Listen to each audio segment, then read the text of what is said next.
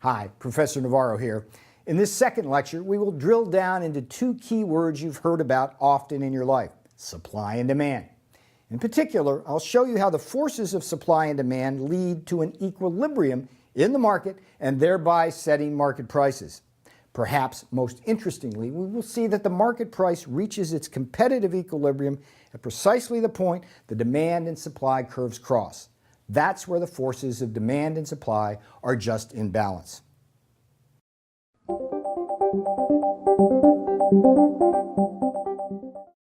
The British philosopher Thomas Carlyle once said, "Teach a parrot the terms supply and demand, and you've got an economist." Of course, economics is hardly that simple, but Carlyle's wry observation does hit on a basic truth of economics, namely that the concepts of supply and demand rest at the core of any study of how the market system works. In this lecture, we're going to try and master some basic elements of supply and demand. Let's start then by looking carefully at this figure. It's a typical supply and demand diagram for a popular product in the consumer market: computers. Note that price will always be labeled on the vertical axis and that quantity will always be labeled on the horizontal axis in these diagrams. Note also that the demand curve slopes downward and that the supply curve slopes upward. We will soon learn that where these two curves cross, we are likely to find the market equilibrium. Now let's construct each of the component parts of this diagram, beginning with the consumer's side of the equation, the demand curve.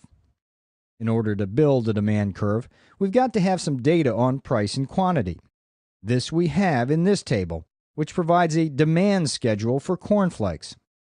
Why don't you take out a pencil and paper now and try drawing a demand curve from this data? Did you label your axes correctly? Does your demand curve look like this? So in this figure, the consumer will buy 20 boxes of cornflakes at point E if the price is 1, but only 9 boxes at point A if the price is 5.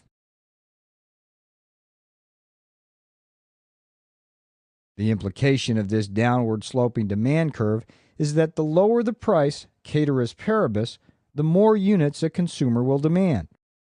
And the higher the price, ceteris paribus, the less the consumer will demand. This is not just common sense, it's also a principle based on very careful scientific observation. It's called the law of demand. Why does quantity demanded tend to fall as price rises? For two reasons. First, there is the substitution effect. When the price of a good rises, I will substitute other similar goods for it. For example, as the price of beef rises, I eat more chicken. Second reason why the quantity demanded falls as price rises is the income effect. This is because when, say, the price of beef rises, my purchasing power declines. And that portion of the increase of my purchases of chicken due to my reduction in purchasing power is the income effect. We'll talk more about the substitution and income effects in the next lecture. But in the meantime, what's this ceteris paribus stuff I just talked about? I kind of sneaked those words in on you, didn't I?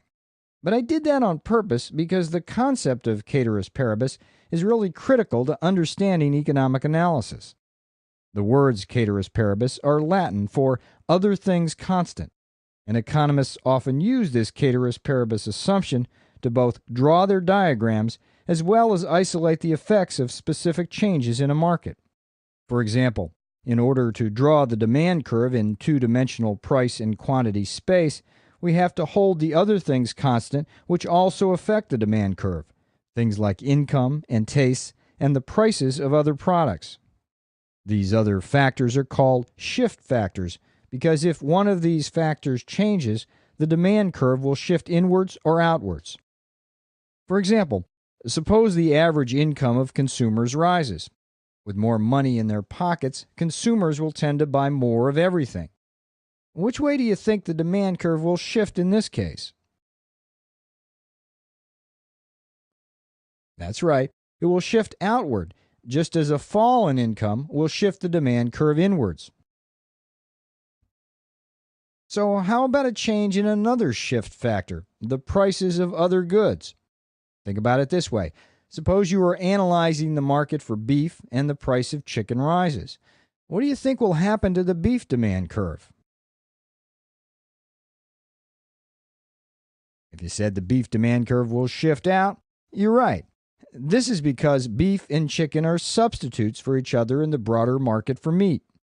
So if the price of one goes up, the demand for the other goes up or shifts. Other similar examples would include cornflakes and oatmeal, pens and pencils, and oil versus natural gas. Still, a third shift factor has to do with consumer tastes. Suppose that tomorrow the American Medical Association publishes a report that says that people who eat prunes regularly live, on average, several years longer, while people who eat onion rings every day tend, on average, to live several fewer years. What do you think will happen to the demand for prunes and onion rings? Put another way, which way will the demand curve shift? Now check this figure out to see if you got it right. This table summarizes the effect of the various shift factors on the demand curve in the automobile market.